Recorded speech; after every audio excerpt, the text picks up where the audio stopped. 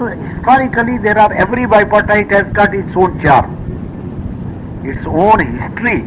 First bipartite, for example, I am giving you another short story, call it or anecdote or a fact. It's a fact of life. We went for signing the settlement before the Chief Labour Commissioner. At that time, Babu Jagjivan Ram was the Labour Minister. They suggested this first industry level settlement and first bipartite settlement should be signed before the Labour Minister. We agreed. So from Chief Labour Commissioner, we went to the Labour Minister Babu Jagjivan Ram. When we sat for signing, Babu Jagjivan Ram suddenly raised a question. He told Prabhat Babu, kya harja hai? Yes, you have negotiated this settlement. You have agitated for this settlement and you have come for signing. What do you lose is our boys also are allowed to sign this settlement. What he meant was that if INTUC Union, which was named at that time as All India Bank Employees Federation, INTC All India Union was All India Bank Employees Federation. We were All India Bank Employees Association. So Babu Jagjivan Ram put us into a dilemma that without changing a comma, if they are allowed to put their thumb impression, what objection you can have? For a while we were taken by surprise. With the result that we had all to go out of his room and consult amongst ourselves whether to allow this thing or not. And you will be surprised, finally we came to a conclusion, we are creating a new history. We are creating a new method of negotiation and settlement of an employee's dispute without a third party. We are bilaterally settling it. A new phase in negotiation. Doesn't matter if the ruling party's stooge organization also is allowed to sign. Finally, we allowed All India Bank Employees Federation without changing a comma to sign the settlement. Understand? And people like me who were also at that time quite young, we were also quite enthusiastic. We were also at that time politically committed. We had also the sharp understanding of the politics of the country.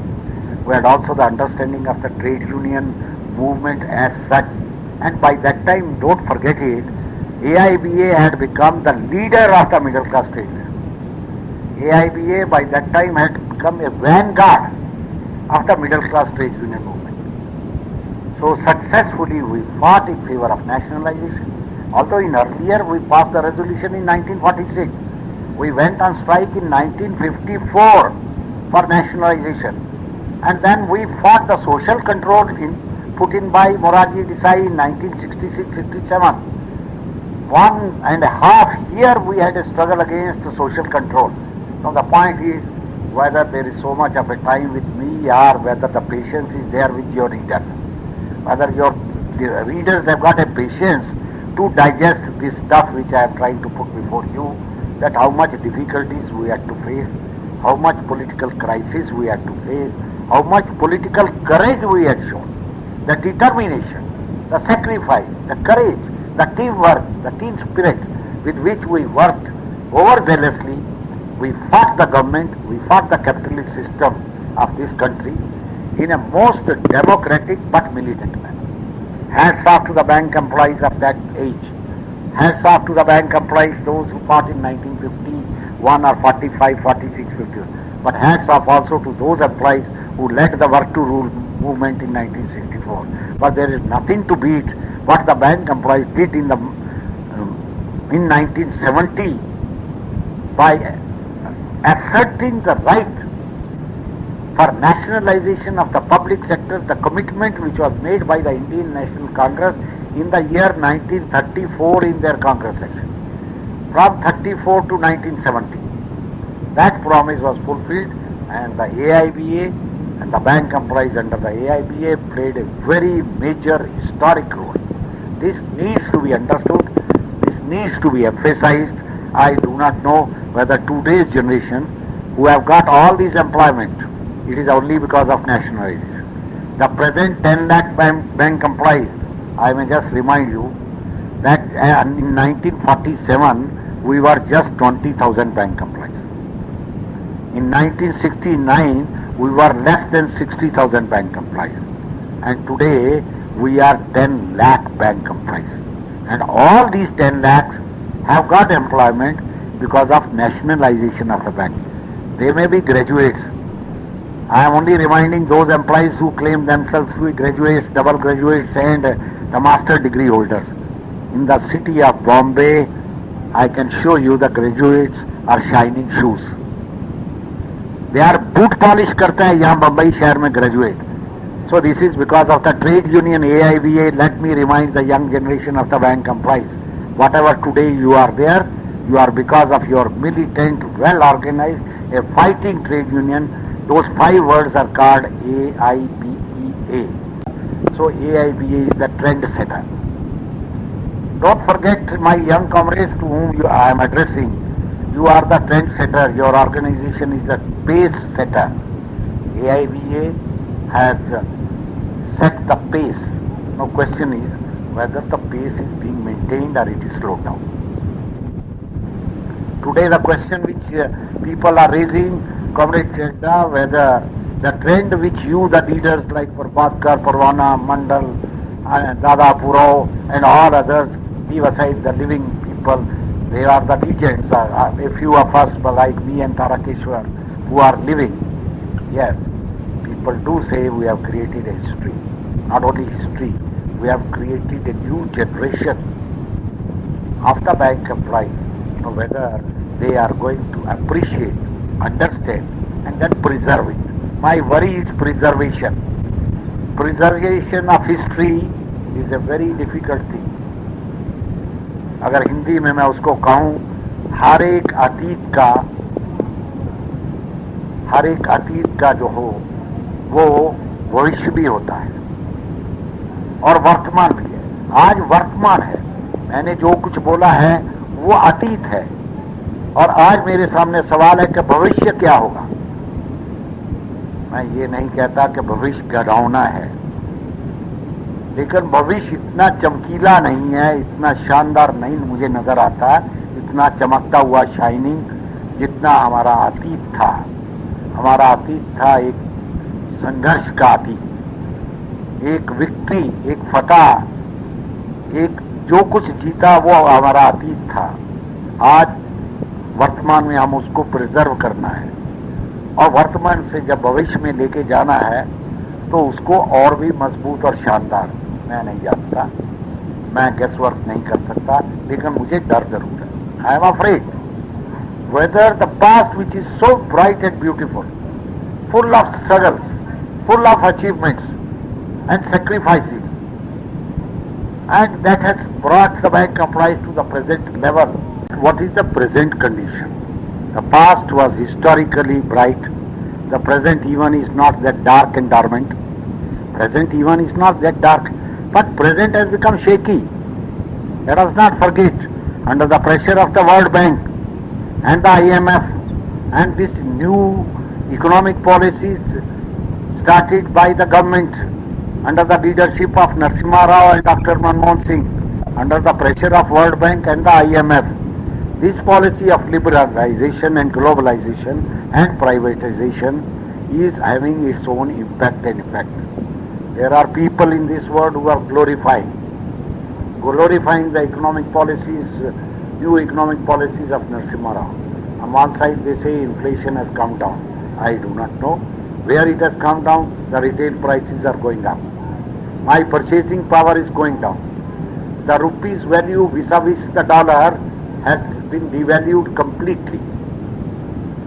The rupee doesn't have that purchasing power in the international market, in the national market, and the banking system has become totally incapacitated. Firstly, it was misused and abused by the political forces, particularly the Congress, who had definitely priority sector was a good thing to do. But how priority sector was abused through the loan mailers, that money has not come back. Industrial houses which have taken the money, it has become such a huge amount. As on 31st March 1992, Manmohan Singh made a statement in the parliament that it has come to 37,000 crores. Now my figure latest is on this 31st March, by that time the figure is 82,000 crore. Non-performing assets are going up. Banks' recoveries are not coming up. Banks' this recapitalization process are the Basel Committee recommendations for adequacy of capital and the norms. Frankly enough, I belong to that school of thought. Nationalized bank need not have the Basel implementation of the Basel Committee. But the Narsimham Committee report is a copy of absolutely what has been dictated by the IMF and World Bank. See, phenomena in our country is that public is being misled. Means 78% of India lives in the villages. They are not the literate. They are not educated. And excuse me, I am using a term. Today's India's educated much of the gentlemen, they are illiterate. Although educated but illiterate. There is a vast difference between the two words. They are no doubt educated, but they are educated through the media, television, videos and newspapers, English newspapers, run by the Indian capitalists. There is vast discussion can take place, but I don't know whether I should go on with that. I am only saying the post-nationalized period which has just now come, it is full of dangers.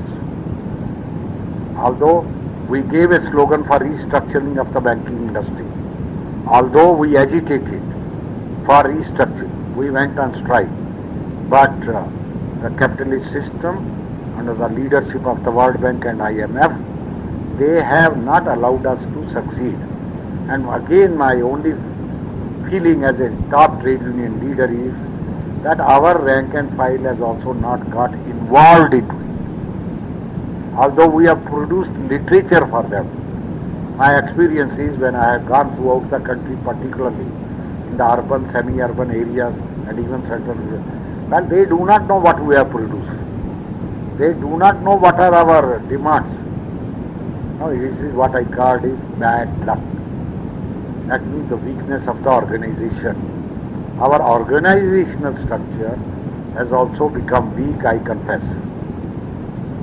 I am making a confession for the improving the health of the trade union, not only health of the banking industry.